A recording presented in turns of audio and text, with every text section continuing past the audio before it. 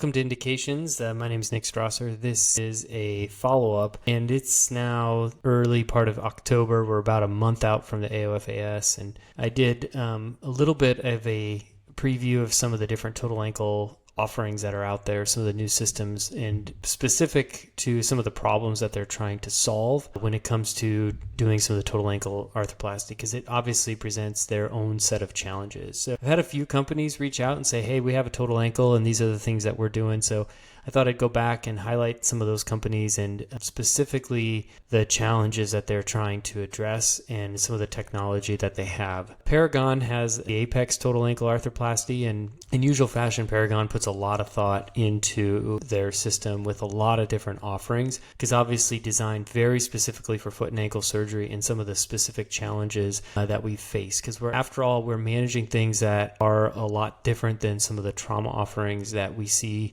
kind of born out of other systems. And so that's what I think is so interesting about the company, because they really put a lot of thought into some of the nuances of some of these systems and designs that they come up with. In terms of their offering, they had three things I'm going to highlight. One was they have a 90-degree drill, and that locks into the tibial tray trial. So you can put the tray trial wherever you want to, so you know exactly where it is. And with the trial in place, then you can go ahead and use the drill, and you can prep for the tibial pegs at the same time with the trial implant, which is kind of nice, because after all, it's not the angle, it's got more of a straight 90-degree peg on the system. It is only one particular tibial implant, so you imagine that's going to change to have additional fixation options, but I think they have some different thoughts on that. They have a laser, so you got to include a laser onto your total ankle, and it's novel, because what it does is it allows you to look at your mechanical and your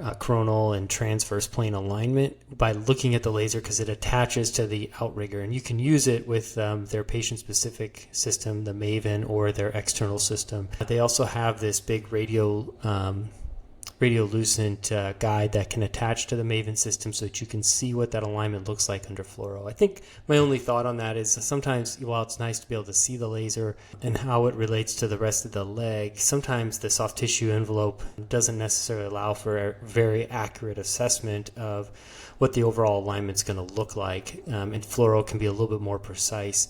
But they certainly have tools that allow you to do that in both regards. So kind of an interesting way to use some external alignment guides in a way that is a little bit different than other systems. And then the other thing that they do is they have the ability to size down the tailor implant across the entire size spectrum. And basically meaning, sometimes we get into cases where we size our tibial alignment and we like what that is, but then the tailor, maybe it's a deformity case, the tailor implant, we need to actually go down and do a little bit more aggressive gutter debridement or gutter resection to get the tailor size correct. And you're a little bit limited for other systems to being able to only go down one size. And so then you have the risk of a little bit of overhang into the gutters, especially if you do a pretty aggressive gutter resection. Well, with this system, you can actually go down multiple sizes on the tailor side relative to the tibial side. I think you can go up one size relative to the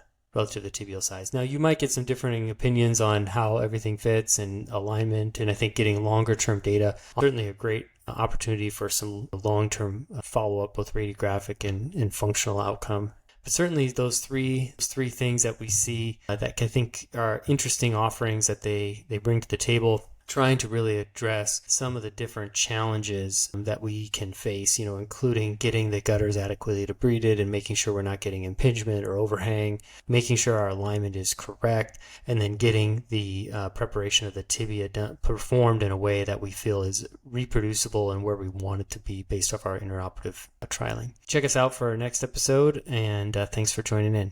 Cheers.